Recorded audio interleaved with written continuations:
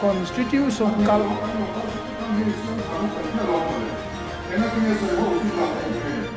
pushpi budget thì cần chiang lâu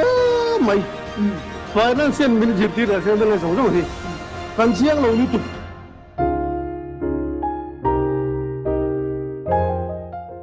kan no pan lai hemi assembly session chung chang velte politics sim kan langai to lo lai ni chu he poli pol nga poluk chhovel kan ni lai kan nu le pa te rol po khani na mo no man ti ni ka she thi chu house in nial boina alo chua chang hian ani hei chu voi ni thling po hen engemaw thu in chu ma house chunga ri deuh lui to hi chuanin YouTube pa te po views a tha tin session te po ngai event hi a hlo pha to win ka ria chu tiang te chu nia ma na tanga voi ni thleng hianin alangai rengin ka ria hei chu house a thu in chu om hat to hi chuanin a mu nom hi kan ti tlang puin ka ria mi zo mi pui te hi chuan mo boni cha tun tu ma han chu tiang zinga mi assembly session kum sang ni som ni pani hot zual pa tru ti hi kan en pheinga enge lo thleng reng mi tu ma hen ti kan hre tu rangai o am thu taka ani lova khang ka chu entinan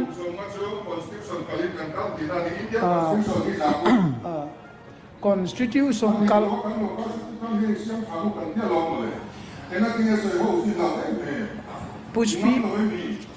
pushpi kar kan lau po ni lova kumsom nga chung soyo lova etia azo du zota kan lo kal to na kha pakhatina run rota kal ani oti duak mot khani lo reng renga chu wangin tu na chun khami ka kan tu ni chuan committee po in speaker ate ahmad na to intar vekala ho adon intar veka bithun ni kan thil to lo tay chia veki tay chia vekalo explanatory note khathia ila achiang lu tu speaker moi na ya kum thonga kan kan pa mai kan kan hi di kan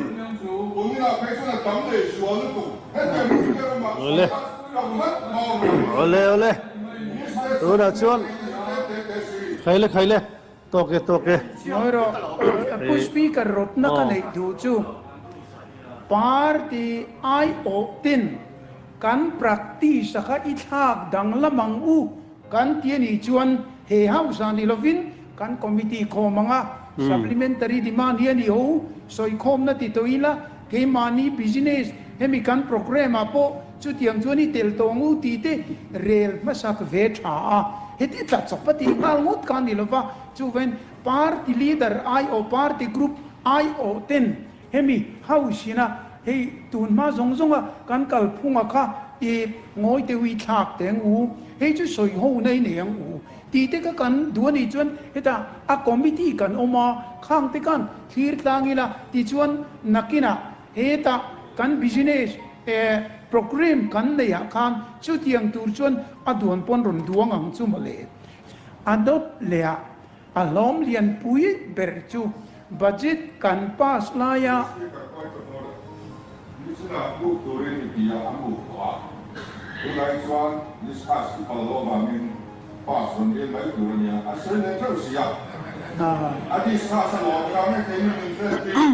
ngoro englawin ngoro pudu englo aron soito o mai maro chu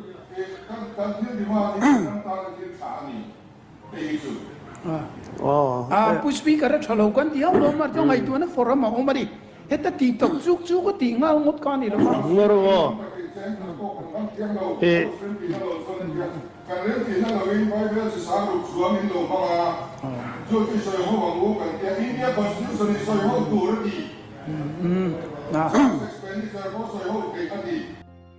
pudua mai ki an off lat thin hen ka ria tuna hei an hall chung ki hall zawlu tuk chu ni lem lo ni azima tuna atong ri khi a mic ka tanga ri ron ri ni lo in mic tang midang mic mo heta puzorom thanga mic te po khani theye kha kha chu ka threbik ho lo wa chu ta tanga hi a olo capture hi ang ka tia ang ka ti ka tir ngo tani chu chen chu mic ka tanga ri hi chu lo ngai thla ula kan ti let lo kang e o khi kan speaker trong ri te khi ari ka lo mai khi mo pu duwa hi chu midang mai ka tang khana o hi ron ri vein ka sia mai ken off sak atin ka sia hi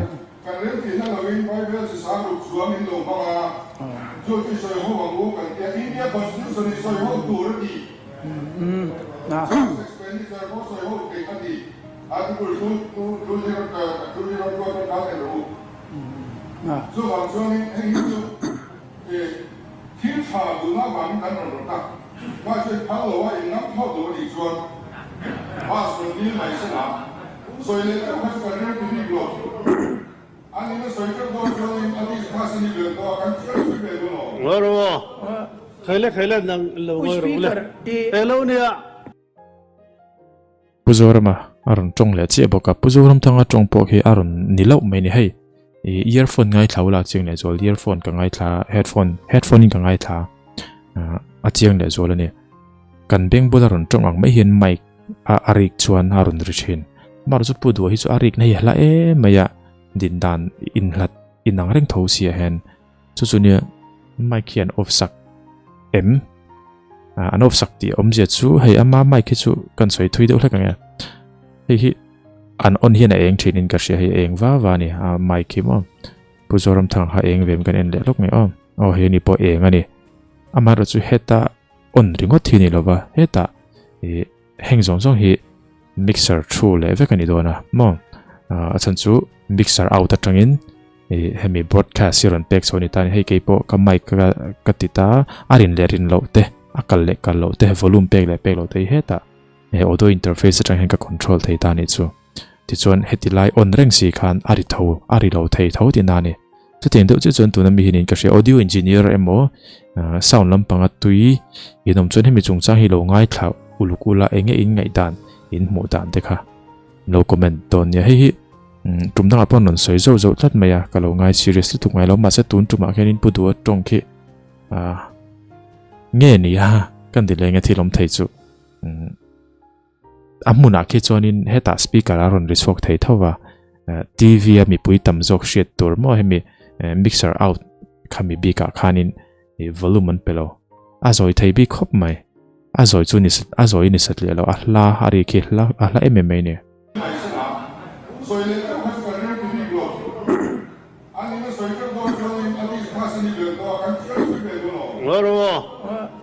khele nang lo le hello nia pu speaker atla chopa kal chin ngoro khoi ta kin ka soi du chu zunga pol te poson chin an nia ngoro hot khan he ho sikal ve thelo ngoro ka soi ve du chu parliament po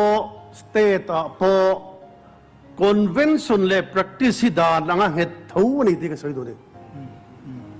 convention le practice da nanga het ani kum samga lo kal to hi ang hedani ti ka soi du ni hei kan da na ni speaker supplementary demand chu aron present tu hian soi fia hi ti dan pa nga yan sim chu vain tu na po kan member te kan chian lo pal ta kin tin kha lom thuma ka supplementary demand lom thum ti la pakhat chu ke mani poisa ta kan sik soi rem na ni panina chu waisan bil advance kan pu ka kan rulle na ka regularize sangai ka amount an tam tin apathum na chu project chitin reng kong lai na turin sak na tur sentara kan dila akror jatelin athen pe chu sang bin min ron pe chu pastor le ngaya chu mi chu kan lak tam pok le supplementary demand apun chuan heta yan central atanga CSS kan project juk nu chuaka atam dinani alom omade ka chu wangin kami pasak ngaya ika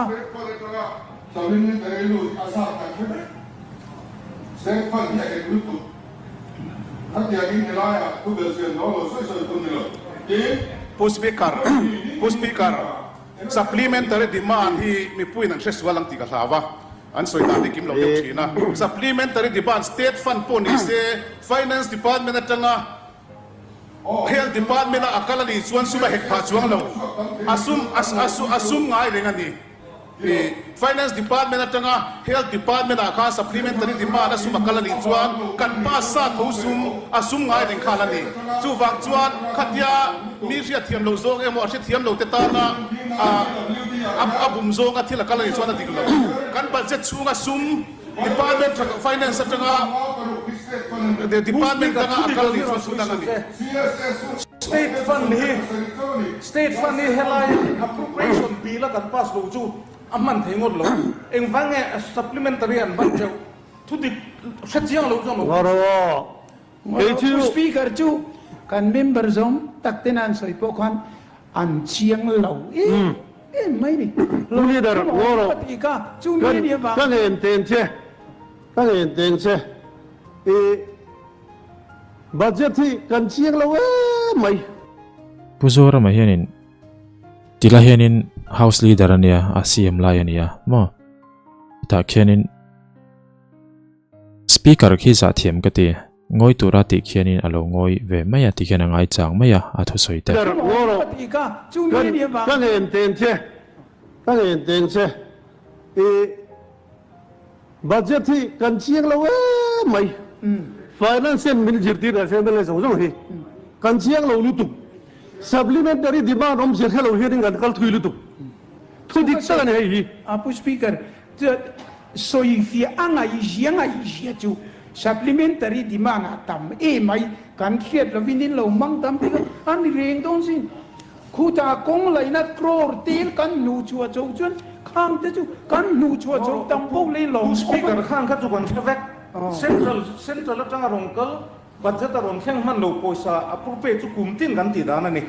voin ni kan soi chu state in kan budget ami ni kum budget a po kan minister te pakhat ma poisa nei lo dictatorship angin financial dictatorship in kan ni tu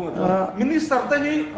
kum demand kan pas na thaile speaker kha chu thaile ti harin house leader soi kha logai thadoro le logai thaula speaker nakida zet woro pudu khoi dakin woro pudu khoi dakin woro lo thute pudu mai ke atira ka soyang khan an on lo hian ka hretla tani ke su aron rive mang tlat lo ki speaker ole pudu o phei chu in thlau lu tukar mat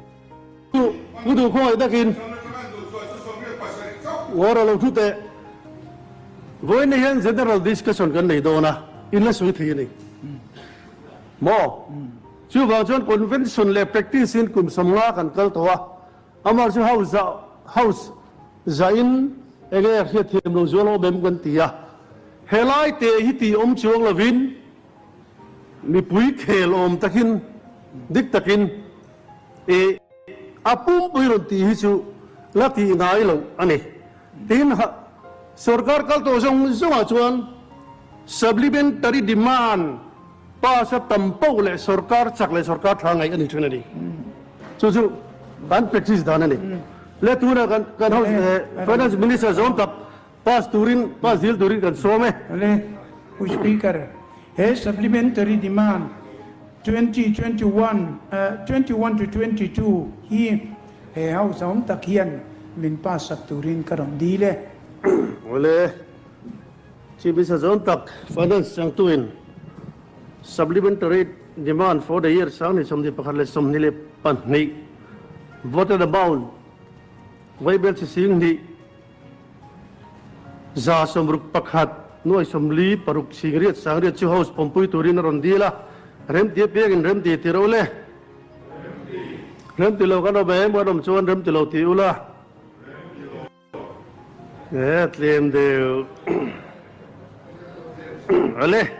tuna chuan supplementary demand for the year sang ni somni pakhat atanga sang ni le somni le pani chu house in apastaniฉันให้มังไงบอกว่าสักชัดตุ้มเละใจชัดตุ้มินรวมมันนักกันเสียมสักเมกตีนกันเมียนภาษาอมตักโจนั่นไอ้ตู้ผู้โจดินตัวอ่ะ没有，会光哎，比这个哎，比那水手没有之类。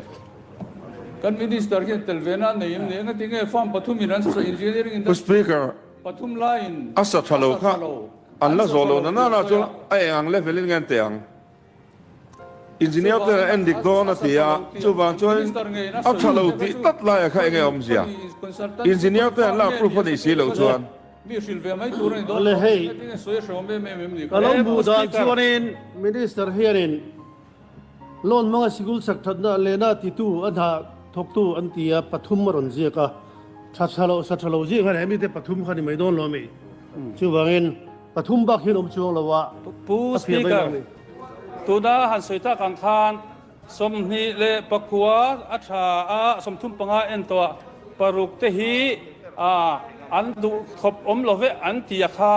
a thalo han tia po khan adik tak chuan paruk te po engma khuang e ti final bill pek an la om lova paruk te kha khoi khuang e nia khoi farm e sa tu ti khan ni ka zo chu Sikul sa le som sari panivel sakhat le repair ni a chumi zinga som thume bel le atang khan achial le athat hi engting nge soi thei tin heng contract tu te ne na anin hai dan po kan hai lo zoram hian hai lo MZP te MSU te point an boy pui lu tu kha thil chu wang chuan achia mi repair sak don ani chuan achia chu kai poi repair tu ka report treu theng kan pe treu theng milu pe don ya Sampajim High School Dainarup ditur si Myanmar thanga ra pu speaker tuna hianin kan sochia nga nabat ai RTF chuan chi chu hianinผู้สปีกเกอร์ก็ที่จะเป็นนายคนเซลโดนะเบียร์ชูสันจินกันสวยโดนนี่ชวน nabat ai RTF ทุนอาเฮียนี่กินนี่อ่ะโอ้อามาสลับสวยอันเต้แล้วที่เรารวมมันนักกันในที่เซลโดนนี่ชวนนี่สวยเวรดูกันนี่อ่ะ tuna hianin ทุนอาเฮียผู้สปีกเกอร์กันมินิสต์นี่ชาตินักข่าวเก็บพดเส tu te noi ngai tho thin กันมินิสต์ชาตินักข่าวเราไว้เตียงหุ่นกันหุ่นสักโดนนี่ชวนกินนี่ปนสวยเลยดูกันนี่ จู่ผู้สปีกเกอร์ไม่รับเลยดิ้งลำเตะรัวใครจะไว้ไก่สวยเท่ lo thu lok ro ครับ khoi takin กันเงี้ยนั่นนี่ lo thu lok khoi takin kan official ten antlo chin to atia antlo chin to hian som hi le pakua hi tha paruk hi athalove atia latlo mek zel lo chin to ati kha an to seng don pu speaker covid ta wangin amuna an la kalvik thailo zo ka keima nge hian ka ulu ka wangin thatta ka ti engkim ka du wangin amuna engineer te kal chuak vek ro bil pek main ka ti ni chu tu na kan kal dan ni wangin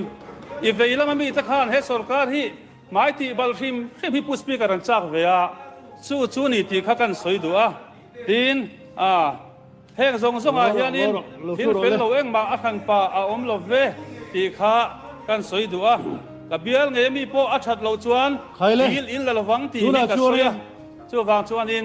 speaker atok via ba salwi dari tan chuan chan na minister ba kha chu light lo kha lo op tong chu minister thu sana ba speaker alom obe kalom khop maya atianga kan sikul sakte repair te min han tui pu hilo om ka tia ka du bersu thalo kan tin di po in ma ni bial po min lo en pui zel ro min lo vil pui zel ro kan ram tan ro tling siam hi kan du ni ti hi ka soinon duwa chutianga chuan kan MLA zong te i ding lama thu le ve lama thu te po min lo ko pre zel turin ka som chau ni ka lome le ole kha minister in thei top ko lo chuanga kan lo en zelanga thateng berina ti a that lo chuan se son le in nur chiam don nia ole ti khanin azau chu ni maya video chu achang chuan atira karon sayang khan house in nil boina te a chhuat chang hianin ami puilam pang tan hi chola munom ve than pa hrim hrim politics style tok lo tan po hianin anain niala thuin chu te han nei hianin alo munom thin amaro chu speaker tan hianin chople chila decision siam ngai thin boruak vel hi a boi thlak thinin karinga ai purin diana po hi ti tha ka ti themi tum hian bulani dina sailo ati tha ka ti maya tin tuna kan speaker pu zamte po hi a thawi win ka sia assembly session nei zo tak ni thanun berak po khanin in lem lo khan dan te kharon soi theini chu chumi section a chumi chu ain zia ka ti kharon soi thlap the chu wang chonin ain zirna savio ti po sheta speaker tan chuna poi mo view bokin ka ria purin ni na po hi ati tha thokhat view chon kalo mo ni engpo ni se khati jong ka tuntum video chu ni sela umsani somni pania hot zual part 2 tiani anakina hot zual part 1 te po hi kanaron react to ni part 2 kan en masadai ne tuntuma chon mo